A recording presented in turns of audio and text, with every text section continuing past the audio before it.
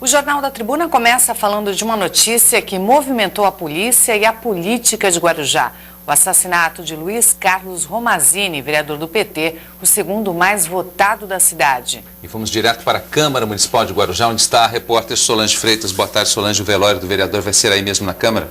Boa tarde, Tony, Vanessa, uma boa tarde a todos. O corpo do vereador Luiz Carlos Romazini vai ser velado aqui na Câmara de Guarujá, na sede provisória da Câmara, durante toda a manhã e desde o início da manhã, movimentação muito grande por aqui. Já passaram por aqui vereadores, deputados, amigos, as pessoas inconformadas com o assassinato do vereador, querendo saber mais informações sobre o que aconteceu. A previsão é de que o corpo chegue às 3 horas da tarde. Amigos, colegas, os moradores vão ter 4 horas para se despedir de Romazini. Às 7 da noite, o corpo sai daqui e será levado para o Mato Grosso do Sul, numa cidade chamada Aparecida do Taboado, onde vivem alguns dos familiares dele. Vai ser atendida também a vontade do vereador. Ele será sepultado ao lado do pai. O assassinato aconteceu por volta das 2 da manhã. Testemunhas contaram que Romazini já tinha sido ameaçado, chegou a ligar para o irmão, que mora perto da casa dele, pouco antes de ser morto. O crime aconteceu dentro da casa do vereador. A polícia foi chamada por vizinhos. Estava dormindo, escutei barulho de alarme, meu esposo também, e tiro. E o alarme de repente parou. Meu marido liga lá para Juliana para perguntar se está tudo bem, a esposa do seu vereador, Romazini. Eu não consegui fazer a ligação. E logo em seguida escutei o irmão falando: Juliana, mataram meu irmão, mataram meu irmão. A gente deparou com o portão aberto, os indivíduos já tinham se evadido e o vereador estava no chão, baleado. De imediato ele foi socorrido para o Hospital Santo Amaro. A arma dele, ele tinha porte de arma e tal. A arma dele estava do lado dele. Luiz Carlos Romazini foi atingido por 6 tiros e já chegou sem vida ao Hospital Santo Amaro. A mulher dele, que também estava na casa, passou mal e precisou de atendimento médico. A polícia começou a colher os depoimentos já na madrugada de hoje. Pessoas próximas ao vereador acreditam que Romazini não foi vítima de um assalto, mas sim de um outro crime. Era um cara que não tinha medo, sempre se posicionou em todas as questões e sempre levou algumas pessoas que tinham interesses escusos a ter esses interesses, de certa forma, ameaçados, né?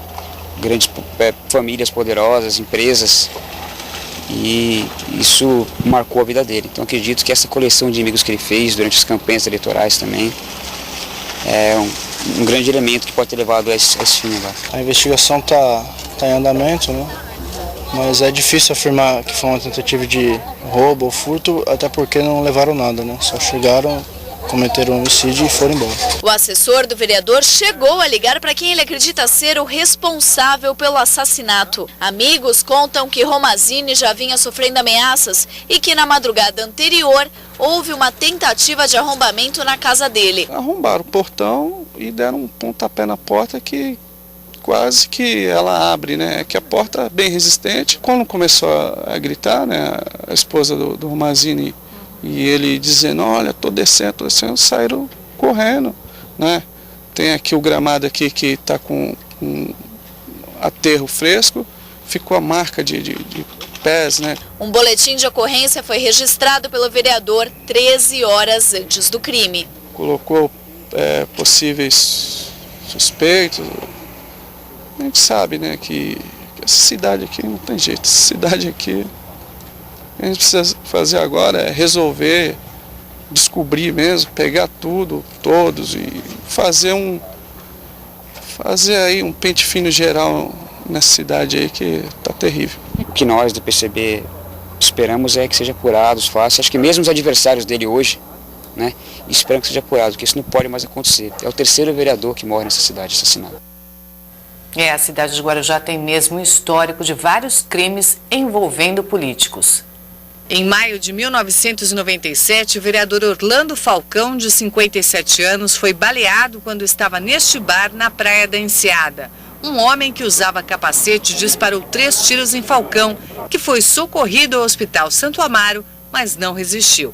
Em novembro de 2001, o vereador Ernesto Pereira foi encontrado morto com 12 tiros dentro do carro dele, a 2 quadras de casa. Professor Ernesto, como era conhecido, estava no segundo mandato e tinha 38 anos. Segundo a polícia, o crime foi passional. Em outubro de 2008, o candidato a vereador Williams Andrade Silva, conhecido como Frank William, foi executado na Praia da Enseada. Os homens que estavam numa moto dispararam 3 tiros contra o candidato. E vamos até a delegacia sede de Guarujá, onde está a repórter Fabiana Faria, para saber como estão as investigações da Polícia Civil sobre esse caso. Boa tarde, Fabiana.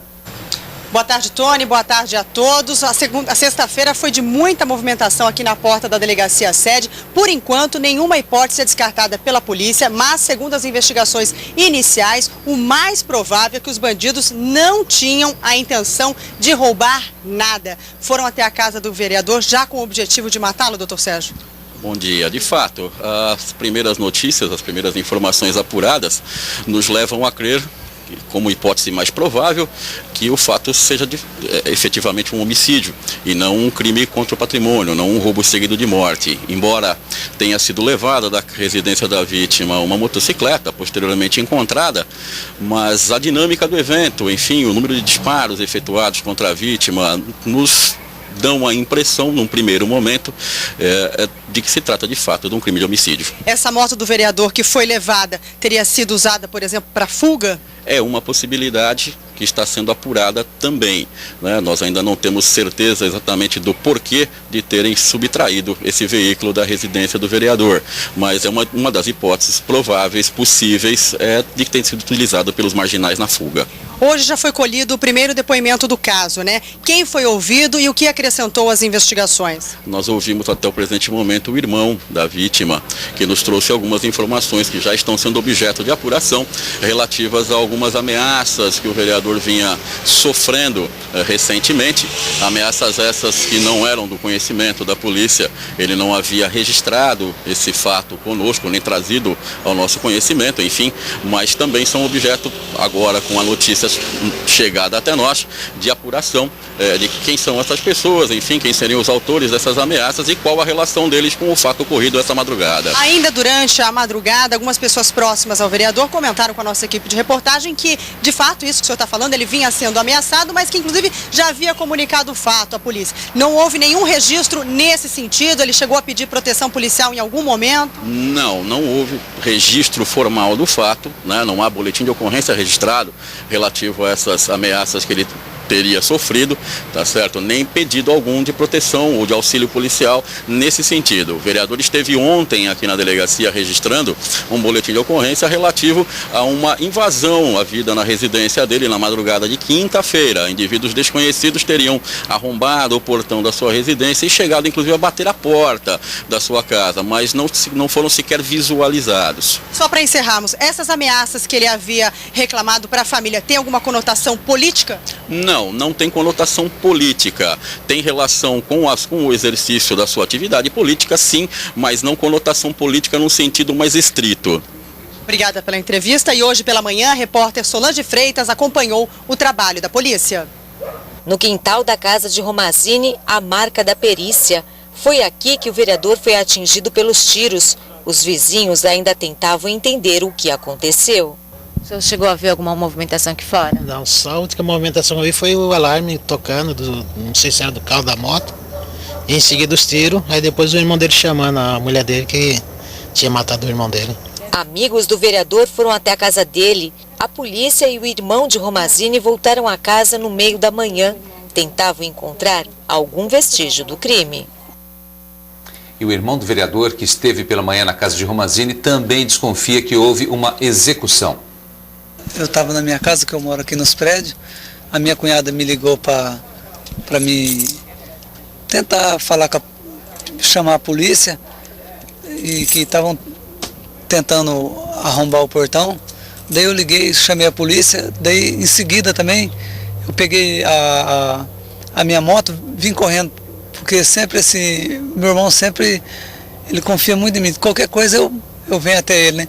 Daí quando eu cheguei, o portão pequeno estava aberto, quando eu entrei para dentro ele estava caído, já sem vida. E ele falou se ele estava sofrendo ameaças? Ele vinha sofrendo ameaça. Eu nem sei se eu posso estar falando isso por causa da investigação da polícia, mas para mim Eu, como pessoa, foi execução. E ele não era irmão, foi um pai. Minha família está desesperada no Mato Grosso. Não sabe nem. Todo mundo perdeu o rumo. Ele vai para lá porque a família não consegue vir de lá para cá. Luiz Carlos Romazini tinha 45 anos. Além de vereador pelo Partido dos Trabalhadores, Romazini era professor e advogado. Era casado com uma professora e não tinha filhos. Nasceu em São Francisco, interior de São Paulo, mas foi em Guarujá que fez sua trajetória política. Romazini teve sua trajetória política marcada por um perfil combativo.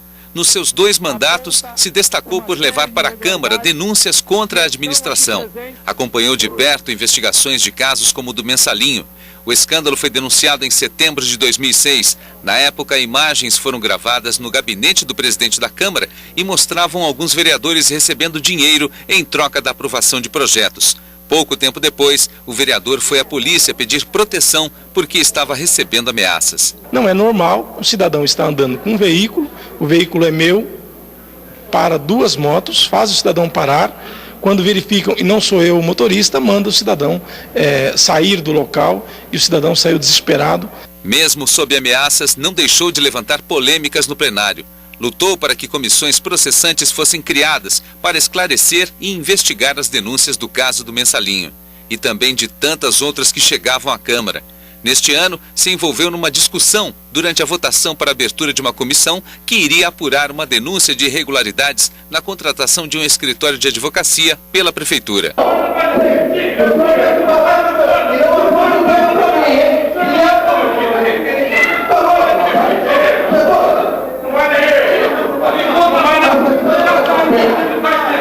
Nos últimos dias, denunciou na Câmara que ambulâncias que seriam usadas para a implantação do SAMU estavam paradas na garagem da Prefeitura. Essas fotos foram tiradas pelo próprio vereador e fizeram parte do requerimento em que ele cobrava uma resposta da administração.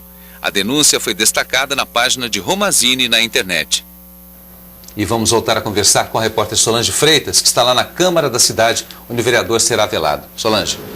Olha, Tony, nós que acompanhamos várias sessões da Câmara de Guarujá, muitas dessas reportagens mostradas aí nesse vídeo agora foram feitas por mim. A gente sabe que o vereador era um vereador muito combativo, ele não tinha medo de falar, não tinha medo de falar a opinião dele, não tinha medo de ser oposição. Muitas dessas denúncias nós acompanhamos, desde o escândalo do Mensalinho até essa última denúncia aí contra a Prefeitura, das ambulâncias do SAMU que estavam paradas. Mas nós vamos conversar agora com o presidente da Câmara, o José Carlos Rodrigues. Uma boa tarde.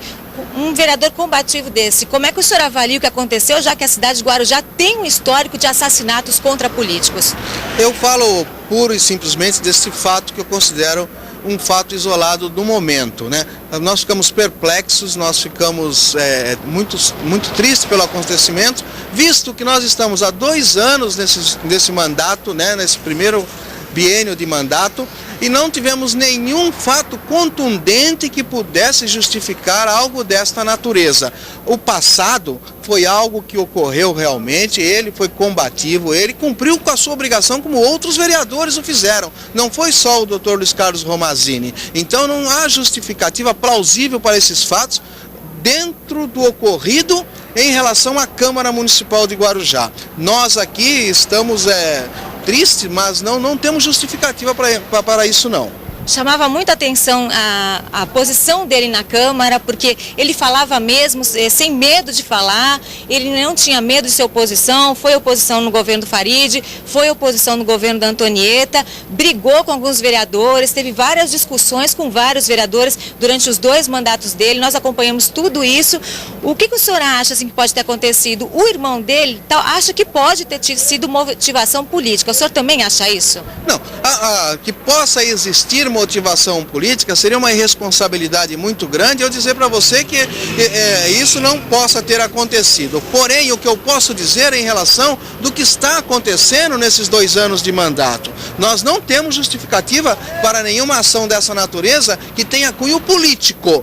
pode ser, se houver, algo do passado ou algo que esteja ocorrendo fora dos nossos conhecimentos. Porque em relação à Câmara, todos aqueles que o acompanham sabem disso. Até porque, se nós tivéssemos algum fato bastante contundente, vocês mesmos da imprensa estariam aqui conosco. E isso não está acontecendo. Tá certo, muito obrigada pelas informações.